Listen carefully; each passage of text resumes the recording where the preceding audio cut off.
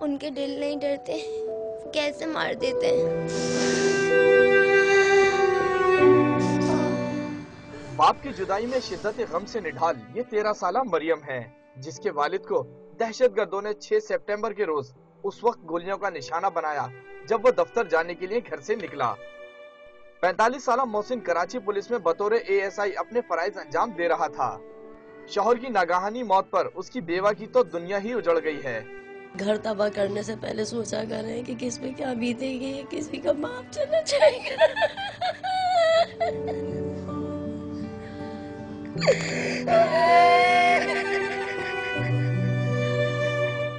محسن اپنی بچیوں سے بہت پیار کرتا تھا، یہی وجہ ہے کہ ان بچیوں کی آنکھیں ہر وقت دروازے پر لگی رہتی ہیں۔ شاید انہیں امید ہے کہ اب آہٹ ہوگی اور ان کے بابا مسکراتے ہوئے گھر میں داخل ہوں گے۔ اس ٹائم مجھے میری خالہ لینے آئی تھی، انہوں نے یہ بتایا تھا کہ بابا کے پیر میں گولی لگی ہے، وہ جناح ہاسپٹل میں۔ لیکن جب یہاں آئے تو پتہ چلا کہ بابا چلے گئے ہمیں چھوڑ کے۔ محسن کے اہل خانہ شکوہ کرتے ہیں کہ کسی بھی پولیس افسر نے تاحال ان سے خیریت تک نہیں پوچھی۔ کیمرامین علی جان کے ساتھ سہیل شبیر، ڈان نیوز کراچی۔